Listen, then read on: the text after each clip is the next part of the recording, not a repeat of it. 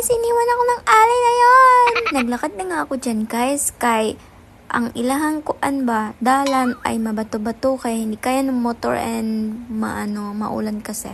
Nakita niyo Jai, ang aking kaibigan Jai, sa sobrang addict siya sa kape Jai, dala-dala niya yung kape niya kahit manungkit ng suha. Sinungkitan nga nila ako ng suha dyan guys, kasi nga daw, hindi pa ako nakatikim ng suha, chareng. Ang totoo guys, humingi talaga ako, diba ang kapal ng mukha talaga ng babae na ito. First time niya palang pumunta dyan guys, pero nang harvest na naman siya guys. Sayang ko guys, partida guys, hindi niya kapitbahay yan.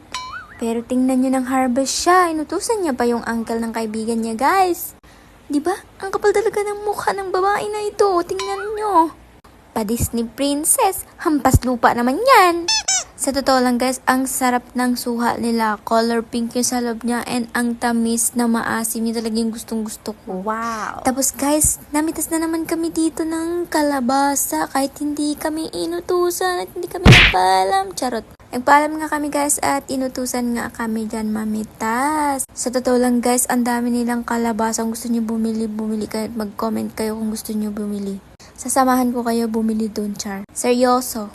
Nakakatuwa nga kasi sobrang dami nilang naani, like ang daming blessing, sobrang yung binigay ni Lord sa kanilang blessing. Pag mabait ka talaga, bine-bless ka talaga ni God. Nakakatuwa nga tumingin dyan at mamitas mga mari kasi tingnan nyo naman. Sobrang daming bunga ng kalabasa nila, napakagandang lahi. At guys, hindi ba nga ako nahiya dyan, hindi pa ako nakontento at namitas pa ako ng malunggay guys. Tingnan nyo talagang babae na yan, saan yan kumuha ng kakapalan ng mukha. Yes guys, totoo yan. Kalbo na nga yung malunggay, ay kinalbo niya pa. Ay talaga naman yung malunggay mabibinat sa iyo.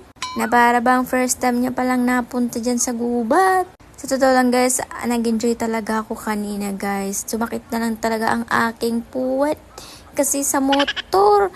Pero enjoy ako at natutuwa nga ako kahit masakit ang puwet ko. Sabi ko memorable naman. Pinitpit ko na nga ang kalabasa ko dyan mga mare na pinitas. At isa nga lang, gusto ko nga mga tatluhin palimahin kaso guys. Medyo manipis naman na ang mukha ko doon. So, ayan. Pag ganyan-ganyan nga ang lakad ko, guys. Kasi natatakot nga ako sa mahaba. Nandun na yan sa loob ng isip ko. Hindi ko lang sinasabi sa kaibigan ko. Kasi baka nga mamaya matatakot din siya. Charot. Pauwi na nga kami dyan, dun sa bahay. Tapos na nga kami mamitas. At syempre, tuwang-tuwa na naman ang babae na yun. Nakakuha siya ng fresh gulay. Thank you so much po kila tatay at nanay sa nagbigay ng gulay. More blessing to come. At babalik ako dyan, charing. Ayan nga ang uncle ng kaibigan ko, guys. Binigyan niya na nga rin ako ng suha na binalatan niya.